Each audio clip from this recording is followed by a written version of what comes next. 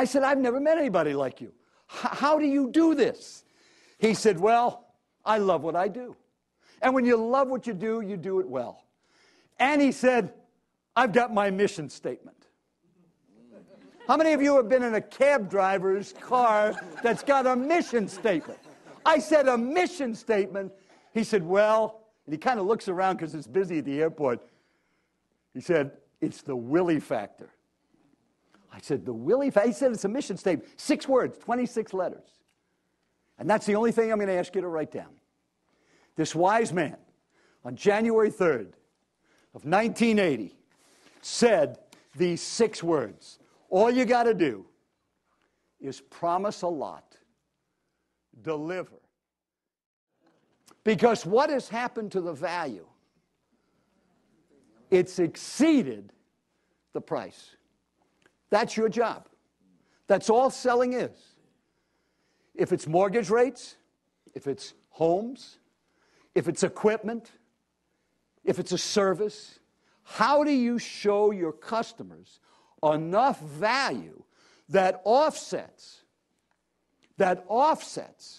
what you're asking them to spend in the price? That is your job in selling.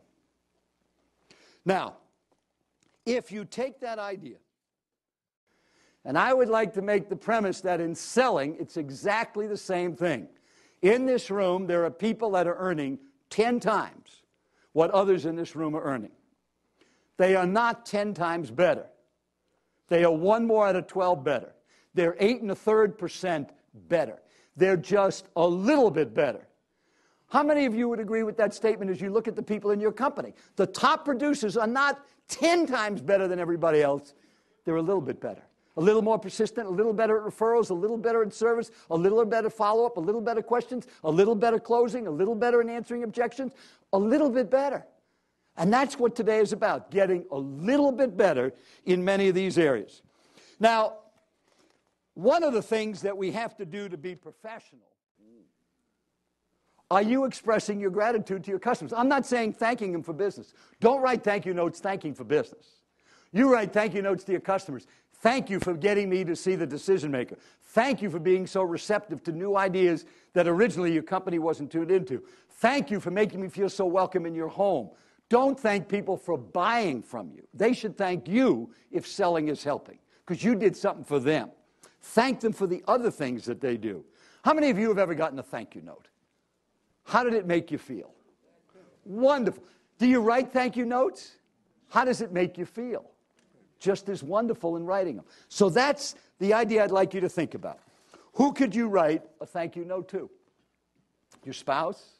One of your kids? Your mom or dad? A friend? A brother or sister?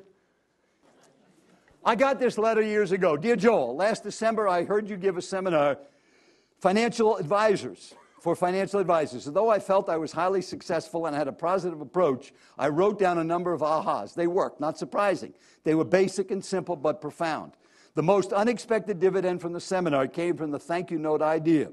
Most recipients that got a note from me were overwhelmed to receive one that took me only a minute or 2 to prepare. Their life was brightened significantly, and so was mine, just by writing it. Among those receiving a note was my father. Joel, I write you this letter as I returned from Dad's burial, a scant 2 months after writing him that note.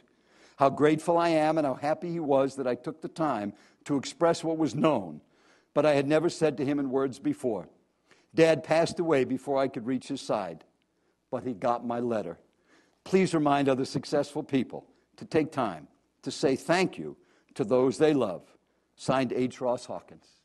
How about right now, under idea number 12, you write down the name of somebody you love that you could write a note to in 24 hours.